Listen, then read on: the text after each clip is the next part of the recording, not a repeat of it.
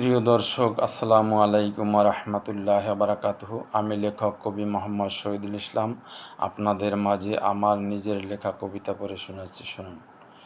এটি গজল গেয়ে শোনাচ্ছি, শুনুন। একবার মিষ্টি হাসি দিয়া মার কপালের দিক তাকাইয়া যদি তোমরা সুনজরে দেখো, কবুল হজের সওয়াব পাবে, বিশ্বাস তোমরা রাখো।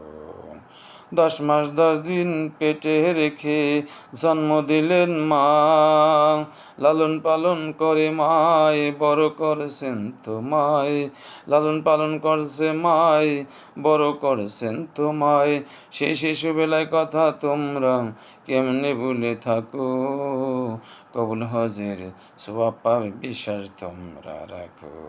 কবুল হজের সওয়াব পাবে, বিশ্বাস তোমরা রাখো। বাপ মার সেবা না করিয়া বারে বারে হজ করিয়া যদি তোমরা আসো, কবুল নাও হতে পারে, জিজ্ঞাস করে দেখো। মায়ের পায়ের নিচে ব্যস্ত তোমার, সে কথা কি জানো? জেনে শুনে মায়ের মনে কষ্ট দিচ্ছ কেন? লাখ লাখ টাকা খরচ করে আসো তোমরা হজ করে, লাখ লাখ টাকা খরচ করে আসো তোমরা হজ করে, কবুল হবে কি না তা কি তোমরা জানো?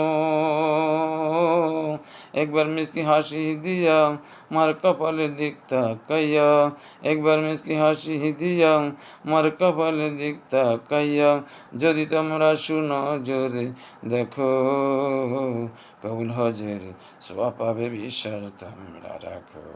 কবুল হজের সওয়াব পাবে, বিশ্বাস তোমরা রাখো।